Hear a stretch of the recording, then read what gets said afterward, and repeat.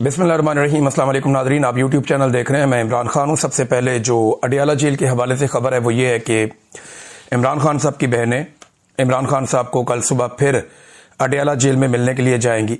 अब इनके दो ही काम रह गए हैं, या तो ये अदालतों में जाते हैं या ये अडियाला जेल में जाते हैं अपने भाई को मिलने के लिए, इमरान खान साहब की खैर खबर लेने के लिए, और दोनों जगह पे इन्हें कोई कामयाबी नहीं मिल रही। वजह पाकिस्तान की मिलिट्री एस्टेब्लिशमेंट है, उन्होंने दीवार के साथ लगाया हुआ पूरे खानदान को। इमरान खान साहब के बारे में इंफॉर्मेशन या उनके ख्यालात को आवाम तक पहुंचाने का जो वाहिद मुस्तनद जरिया बाकी बचा है वो इमरान खान साहब की ये बहनें हैं। अब इमरान खान साहब की बहनों को भी मिलने नहीं दिया जा रहा। आखिरी मुलाकात 2 तारीख को हुई थी, उसके बाद से लेकर अब तक मुलाकात नहीं होने दी गई। इमरान खान साहब को लगातार बड़े लंबे अरसे से कैद तन्हाई में रखा हुआ है, जिसको इमरान खान साहब खुद एक टॉर्चर से तशबीह दे रहे हैं कि ये जिस्मानी टॉर्चर से ज्यादा खतरनाक है। मैं इसकी खुद भी गवाही दे चुका हूं कि जिस्मानी टॉर्चर बहुत आसान होता है ज़हनी टॉर्चर की निस्बत।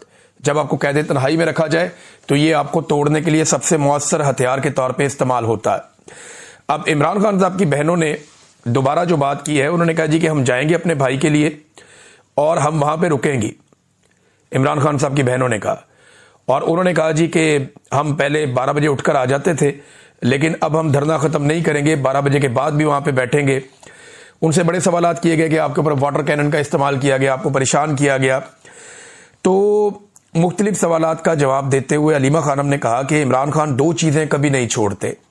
एक, इमरान खान अपने अल्लाह को नहीं छोड़ते, अल्लाह रब्बुल इज्जत पे उनका भरोसा रहता है। और नंबर 2, वो वर्जिश नहीं छोड़ते, यानी वो अपनी जिस्मानी फिटनेस के लिए कोई ना कोई एक्सरसाइज करते रहते हैं। ये इमरान खान साहब को अगर सेल के अंदर बंद भी कर देते हैं तो वो अपने सेल के अंदर भी वर्जिश कर लेते हैं, वो अपनी वर्जिश की रूटीन नहीं छोड़ते। और ये जवाब खास तौर पे उन्होंने दिया उस वक्त जब एक सोशल मीडिया पे वायरल तस्वीर, जिसके बारे में मैंने पहले आपसे बात की थी कि बज़ाहिर ये आर्टिफिशियल इंटेलिजेंस की एक तस्वीर लग रही है, तो अलीमा खानम ने उस तस्वीर को देखकर ये कहा कि उन्हें लगता है कि ये इमरान खान की असली तस्वीर है। और ये तस्वीर असली इसलिए उन्हें लगी कि उन्होंने इमरान खान को इस हालत में देखा, यानी उन्हें लगता है कि ये इमरान खान साहब की रियल पिक्चर है और इसी तरह के इमरान खान साहब दिखते होंगे या इसी तरह के इमरान खान साहब हैं। ये अलीमा खानम साहबा ने कहा। अब देखें, ये तस्वीर असली है या नकली है, पिछली वीडियो तक तो मुझे नहीं पता था। हमने कुछ तहकीकात की, कुछ दोस्तों ने इसमें मदद की, तो उनका यह बताना है कि तस्वीर असली शायद नहीं है और इसमें आर्टिफिशियल इंटेलिजेंस का इस्तेमाल किया गया है, लेकिन बड़ा खूब इस्तेमाल किया गया है। और करीब तक पहुंचे हैं वो लोग जिन्होंने ये तस्वीर बनाई है, यानी ये कैमरे से नहीं खींची गई, ये कंप्यूटर के जरिए से बनाई गई तस्वीर है। मुबैना तौर पे मैं इसलिए कहूंगा कि मेरे पास कोई कंक्रीट एविडेंस खुद नहीं है। इमरान खान साहब की बहनें कह रही हैं अगर कि ये इमरान खान की रियल पिक्चर हो सकती है, लेकिन उन्होंने इमरान खान साहब की ये हालत कैद तन्हाई में डाले जाने से पहले देखी थी। ये बात उन्होंने कंफर्म की कि अगर ये इमरान खान है तो ये उनकी तस्वीर कैद तन्हाई में डाले जाने से पहले की है, यानी फिर इसका मतलब है ये तस्वीर अक्टूबर की, उन्हें लगता है कि अक्टूबर की हो सकती है या सितंबर की हो सकती है। और इमरान खान साहब के पसीने दिखाई भी दे रहे हैं इस तस्वीर के अंदर, और वर्जिश का उन्हें शौक तो है।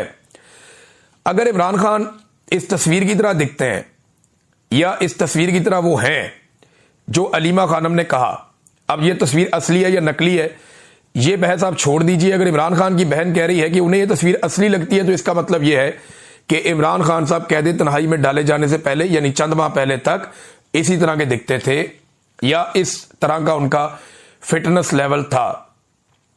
तो फिर जिन्होंने इस्तिस्ना लिया उन्होंने ठीक किया। अगर वाकई इमरान खान साहब इस तस्वीर की तरह दिखते हैं तो इस्तिस्ना लेने वालों ने बहुत अक्लमंदी का फैसला कर लिया, और मेरे ख्याल में जो बाकी लोग बचे हैं उन्हें भी फिर इस्तिस्ना ले लेना चाहिए। उनका बनता है इस्तिस्ना लेना जिन्होंने लिया, और जिन्होंने नहीं लिया उनका भी बनता है कि वो ले ले, अगर इमरान खान साहब इस तस्वीर के आसपास भी दिखते हैं तो। क्योंकि मैं जिस इमरान खान को लास्ट टाइम मिला था वो जख्मी थे, उन्हें गोली लगी हुई थी और उनके मल्टीपल इश्यूज थे, उनका वजन भी बढ़ा हुआ था। लेकिन अगर जेल के अंदर उन्होंने हार्ड एक्सरसाइजेस की हैं और अपने आप को मेंटेन किया है तो इमरान खान साहब फिर बेहतर पोजीशन में हो सकते हैं। और बहुत सारे लोग जो इमरान खान को मिलकर आते हैं वो ये कहते हैं कि इमरान खान साहब पहले से ज्यादा फिट दिखाई देते हैं। शेर अफजल मरवत पे अलीमा खानम ने रिस्पॉन्ड किया। उन्होंने कहा जी शेर अफजल मरवत पर जो लोग बात करते हैं मुझे उन पे तरस आता है, जो शेर अफजल मरवत को सुनते हैं। और शेर अफजल मरवत जैसे और भी हैं जिनको एजेंसी वाले छोड़ते हैं। फिर उन्होंने कहा जी मेरी बहनों को जानबूझकर निशाना बनाया गया, बाकायदा एम किया गया, टारगेट करके उन्हें निशाना बनाया गया और उनके ऊपर वाटर कैनन के प्रेशर का इस्तेमाल किया गया। वो उठती थी, प्रेशर से उन्हें फिर गिरा दिया जाता था, वो उठती थी, उन्हें प्रेशर से फिर गिरा दिया जाता था। तो फिर एजाज खान जो है वो जाके वाटर कैनन के आगे खड़ा हो गया और उसकी वजह से वाटर कैनन का प्रेशर जो है वो मैनेज हो गया, यानी उसने प्रेशर अपने ऊपर ले लिया और फिर इमरान खान की बहनें जो हैं वो वहां से निकलने में कामयाब हुई। इसके बाद एक और खबर है मेरे पास और वो ये है कि इमरान खान साहब के तशद्दुद के हवाले से आलमी सतह पे बहुत कवरेज हो रही है और ये मेरे पास इसकी कवरेज के बहुत सारे पेजेस मौजूद हैं। अक़वाम मुत्तहिदा ने जब आवाज़ उठाई इमरान खान साहब पे तशद्दुद के हवाले से तो लगातार आलमी मीडिया इसको रिपोर्ट कर रहा है। यहां पे चंद मिसालें मैं आपके सामने रखता हूं। गल्फ टुडे, ये अरब ममालिक का एक बड़ा तगड़ा जरीदा, इसने लिखा है। वर्ल्ड न्यूज़ ने लिखा है इसके बारे में। फिर इसके अलावा ये दीगर कुछ और प्लेटफॉर्म्स हैं जो लगातार लिख रहे हैं इस बारे में कि इमरान खान साहब को कैद तन्हाई में रख के, द इकोनॉमिक टाइम्स ने भी लिखा है इसके बारे में कि इमरान खान साहब को जो कैद तन्हाई में रखा गया है ये एक तशद्दुद है और लगातार इमरान खान साहब के ऊपर यह तशद्दुद किया जा रहा है। अक़वाम मुत्तहिदा ने इस बात की डिमांड की है कि इमरान खान साहब पे इस किस्म का जो तशद्दुद है ये बंद किया जाए। खबर यह है कि United Nation expert calls for an end to Imran Khan solitary confinement in human detention conditions. ये जनाब अब मुतालबात हैं, दुनिया भर के अखबारात में छप रहे हैं। इमरान खान होगा तो खबर आलमी सतह पे जाएगी और आलमी सतह पे एहतजाज भी होगा। पिछले वीलॉग में आपको मैंने चंद मिसालें दी थी, इस वीलॉग में भी आपको मैं बता देता हूं।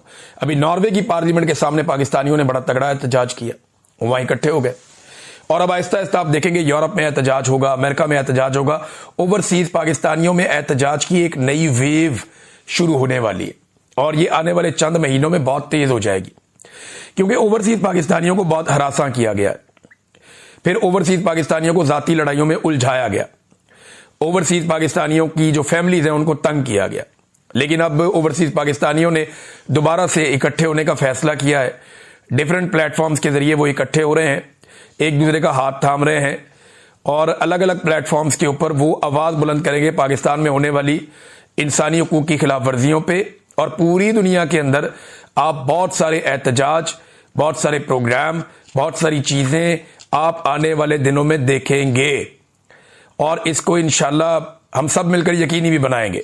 तो ओवरसीज पाकिस्तानियों ने एक नई तवानाई के साथ इमरान खान के लिए या पाकिस्तान के लिए या इंसानी हकूक की खिलाफ वर्जियों के खिलाफ भरपूर आवाज उठानी है। नॉर्वे के अंदर आपने एक मुजाहरा देखा, मैं यहां पे जापान में आया हुआ था तो 2 प्रोग्राम हुए, दोनों में बड़ी तगड़ी तादाद ओवरसीज पाकिस्तानियों की आई।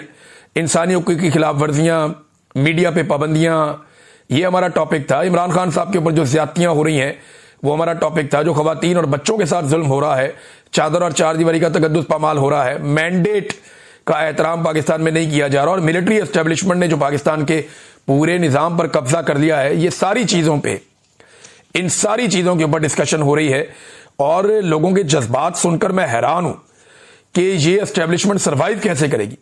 लोग बहुत गुस्से में हैं और जो एस्टेब्लिशमेंट को सपोर्ट करने वाले हैं उनको अपनी पड़ गई है, मुसीबत पे मुसीबत है। वो जो मौलवी हैं उनको अवामी रद्देअमल से शदीद तकलीफ हो रही है। मौलवी बेचारे उछल कूद कर रहे हैं, वो कह रहे हैं जी हमने क्या इतना बुरा कर दिया, सारे ही जूते पॉलिश करते हैं, अगर हमने कर दिया तो क्या हुआ। अब मौलवी बहुत तकलीफ में, अवाम ने मौलवियों की मंजी ठोक कर रख दी है।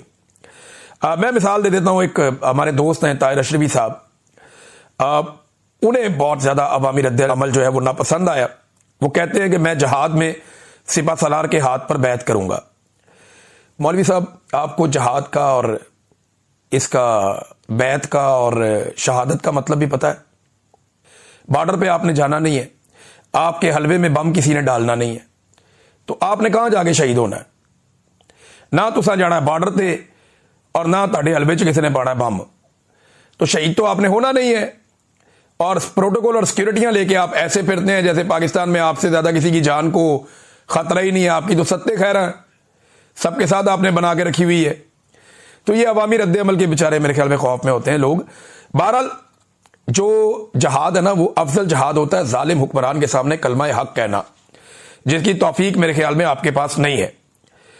और इस्लामी रियासत में जहाद फर्ज कब होता है, जरा ये तो बताएं आप। फलस्तीन में और कश्मीर में जो भी मुसलमानों के साथ हो रहा है उसके बाद जहाद की फर्जियत पे आप क्या कहते हैं, जरा ताहिर अशरफी साहब इस पे भी आप रोशनी डाल दें, और इस पे आपने किस किस्म का क्या मशवरा दिया है। यानी बैत करने का आपको बहुत शौक है, जहाद लड़ने का आपको बहुत शौक है, लेकिन जहाद होता है बॉर्डर पे, जहाद होता है उन जगहों पे जहां पे जुल्म हो रहा है। आप वहां कब जाते हैं और वहां क्या करते हैं, आपका ट्रैक रिकॉर्ड बड़ा मजेदार है, आप कहीं और जाते हैं, वहां नहीं आप जाते। तो ये एक के बाद एक बंदा लॉन्च किया जाता है। एक साबिक क्रिकेटर है, उसको भी बेचारे को लॉन्च किया गया, अच्छा खासा कौम का हीरो था, मगर मिलिट्री एस्टेब्लिशमेंट की चाकरी और नौकरी के चक्कर में बेचारे को नौजवानों की नजरों में टके टोकरी हो गया बेचारा। मुझे ऐसा लगता है कि इमरान खान से जो इस आदमी का बुग़्ज़ है ना, यानी माजी में ये बंदा, ये क्रिकेटर जो है रिटायर, ये इमरान खान के खिलाफ बयानात भी देता रहा है माजी में, और इसका बुग़्ज़ दिखाई देता था इसके बयानात से। यही वजह है कि इसकी अवामी मकबूलियत बहुत बुरी तरह बेचारे की मुतासिर हो गई, अब ज़हनी हालत भी मुतासिर हो गई है गरीब आदमी की। मुझे कुछ दोस्तों ने बताया कि इसके इर्द गिर्द अब पहले जैसी रौनक नहीं होती। पहले ये बैरून मुल्क आता था, पाकिस्तान तो बहुत बड़ी आबादी है, तो वहां 2-4 हज़ार बंदा इकट्ठा करना कोई बड़ी बात नहीं होती, लोग मिल जाते हैं। लेकिन बैरून मुल्क जब ये बाहर आया करता था तो सैकड़ों लोग इसके इर्द गिर्द जमा हो जाते थे। अभी वो वाला माहौल नहीं है, 1-2-4 दर्जन लोग बस मैक्सिमम, वो एक पॉलिटिकल पार्टी के लोग हैं और कुछ जो हैं वो जाती ताल्लुक वाले लोग होते हैं, बस वो इकट्ठे हो जाते हैं।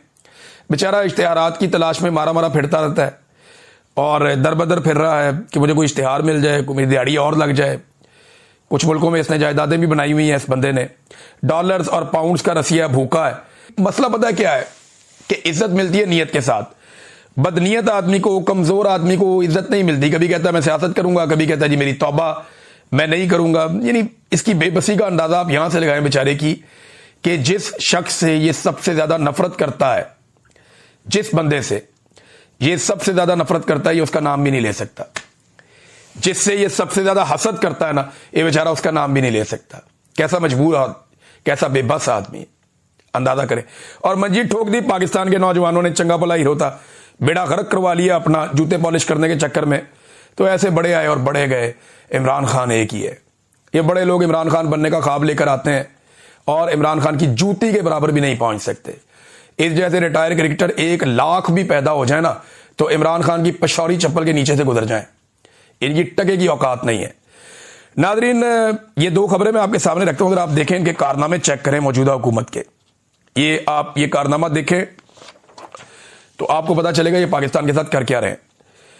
इन्होंने 20 महीनों के अंदर जब से ये हुकूमत में आए हैं 12,169 अरब रुपए का कर्जा ले लिया है। 12,169 अरब रुपए का कर्जा 20 महीनों में। ये हर महीने लगभग 600 अरब रुपया बनता है। अब ये बताएं ना, ये 600 अरब रुपया हर महीने कहां पे लगा रहे हैं, बताएं ना, दिखाएं ना। ये अंदरूनी और बैरूनी दोनों कर्जे हैं, बताएं ना। 600 अरब रुपए से ज्यादा पैसा हर महीने ये लोग कहां पे खर्च कर रहे हैं, वो जगह दिखा दें जहां ये खर्च कर रहे हैं। कहीं लगा हुआ आपको नजर आ रहा है पाकिस्तान में? सारे तरक्याती मंसूबे इन्होंने रोक दिए और कर्जे लेने के इन्होंने रिकॉर्ड लगा दिए। ये पैसा लेकर कहां जा रहे हैं, कोई बताएगा पाकिस्तानियों को? ये 43 अरब डॉलर्स बनते हैं, 43 अरब डॉलर्स। 1 अरब डॉलर के लिए आप तरसते हैं। पाकिस्तान के ज़र मुबादला के ज़खायर 15 अरब डॉलर से नीचे रहते हैं और ये 43 अरब डॉलर का कर्जा ले लेते हैं। वो पैसा गया किधर? कोई सवाल का जवाब है इनके पास? रोजाना माशी अदादो शुमार हौलनाक किस्म के सामने आ रहे हैं। 100 अरब डॉलर में दुनिया से लेकर आऊंगा, इस बात का इस हुकूमत ने और आर्मी चीफ ने वादा किया पाकिस्तानी कौम के साथ।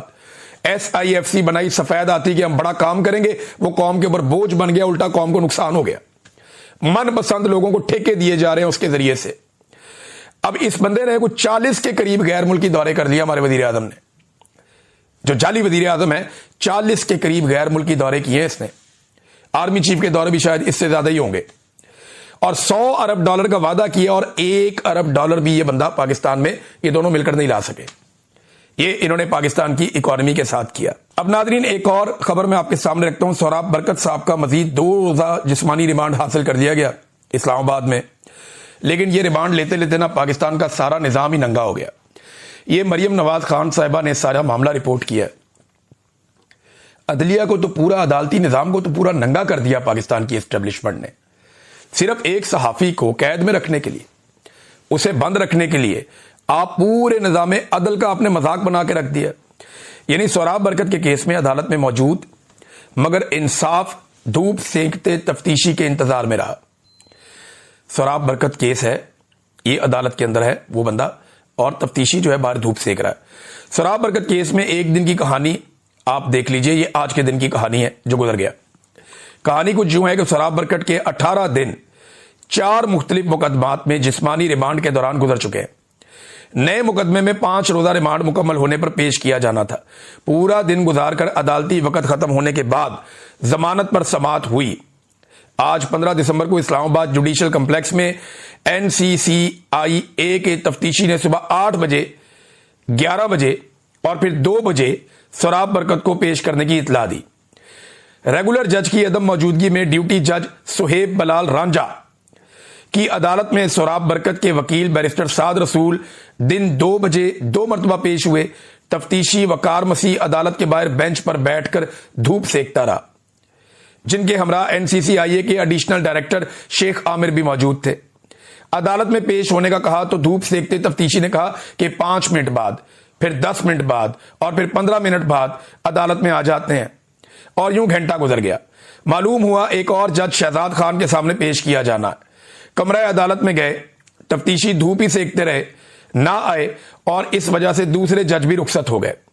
तीसरे जज अब्बास शाह की अदालत को NCCI के अमले की जानिब से चेक किया गया, वो जज साहब भी जा चुके। तो आखिर में जज मोहम्मद इमरान की अदालत में इंसाफ की किस्मत जागी। अंदाजा करें आप कि जज आ रहे हैं, पूछ रहे हैं, ये बाहर धूप सेक रहे हैं, अदालत में पेश नहीं हो रहे। ये है नाजरीन पाकिस्तान का निजाम इंसाफ। इसी मामले पे अदालत को इस शख्स को बाइज्जत बरी कर देना चाहिए था, लेकिन पूरा अदालती निजाम नंगा करवा कर भी 2 दिन का मजीद रिमांड